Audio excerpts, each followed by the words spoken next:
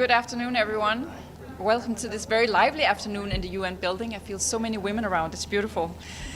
But to start now the declaration here. It's we, Denmark, France, Greece, Guyana, Panama, Republic of Korea, Sierra Leone, Slovenia, and United Kingdom, Security Council signatories of the Statement of Shared Commitment of Women, Peace and Security, reiterate our strong condemnation of the Taliban's continued and systematic gender discrimination and increased gender-based violence, which may amount to gender persecution. This year marks the 30th anniversary of the Beijing Declaration and Platform for Action and the 25th anniversary of Resolution 1325, which established the Women, Peace and Security Agenda. In keeping with the 10 UN Security Council resolutions on women, peace and security, member states have long pledged to uphold all women's rights as human rights and women's participation in all efforts to maintain peace and security. Yet today, the women and girls of Afghanistan are erased from public life and their voices are silenced. The Taliban has issued more than 80 decrees and directives specifically targeting the autonomy, rights, and daily lives of women and girls. In August 2024, the Taliban issued the so-called Law on the Propagation of Virtue and Prevention of Vice. In December 2024, the Taliban suspended women and girls' access to education in both private and public medical institutions.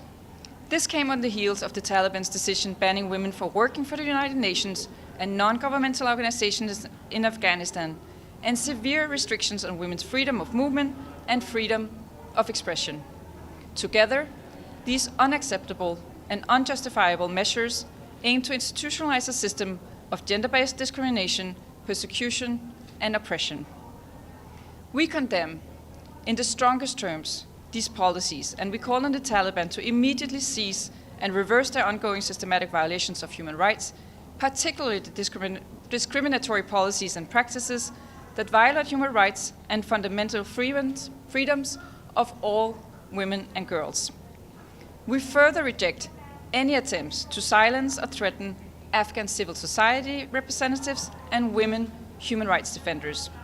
The Taliban must respect Afghanistan's international obligations and commitments, including the Convention of the Elimination of All Forms of Discrimination against Women.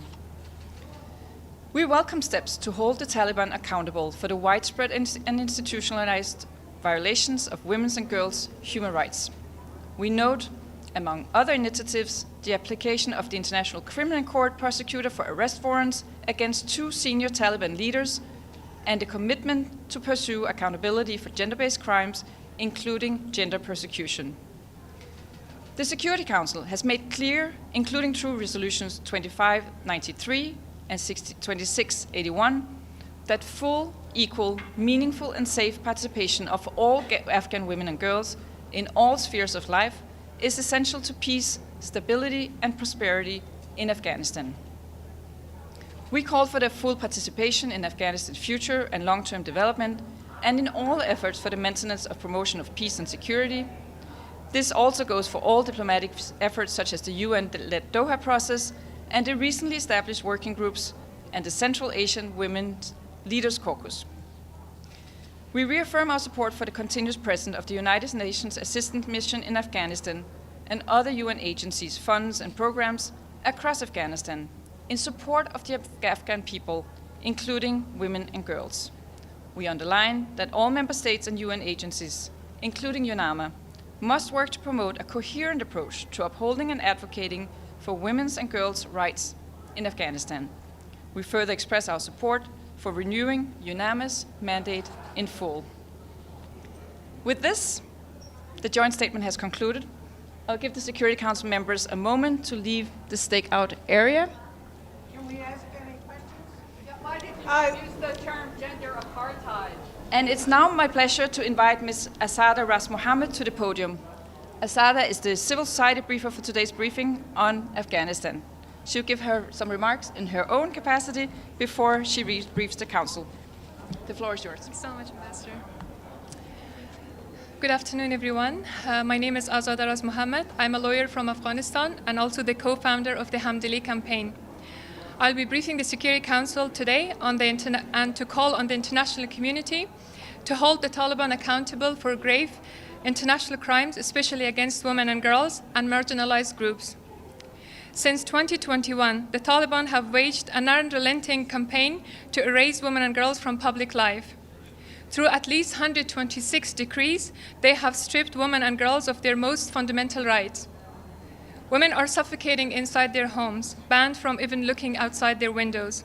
Their voices are silenced, and their very existence is criminalized. This is a system of gender apartheid. The Taliban have dismantled every institution that once protected human rights, leaving women of Afghanistan with no accountability, no justice, and no future.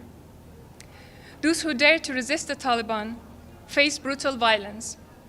Extrajudicial killings, torture, enforced disappearance, public execution are the price of defiance. And yet, despite these atrocities, there have been a growing normalization of the Taliban by the international community. This only emboldens the Taliban and worsens the condition for women and girls in Afghanistan.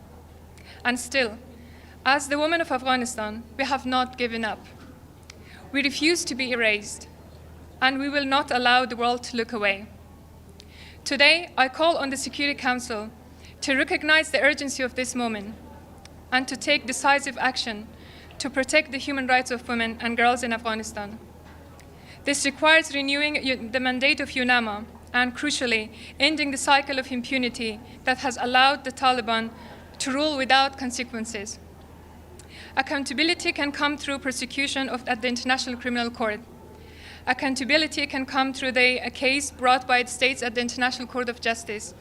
And accountability can be brought through the recognition of gender apartheid as an international crime. Accountability is essential and must not be delayed. Thank you. Can we ask you? Thank you. It's Pamela Falk from U.S. News and World Report. On the pleas that you said the international community is emboldening the Taliban by acknowledging them, what exactly do you mean and how to reverse that? Thank you. Thank you very much. I think by handing some of the missions have actually handed over the Afghanistan embassies to the Taliban. Some of the international meetings on the future, deciding the future of Afghanistan, does not include the human rights on the agenda and women's rights on the agenda. And I think the unconditionality support and humanitarian assistance to the Taliban is actually emboldening the system of gender apartheid and gender-based persecution in Afghanistan. Thank you.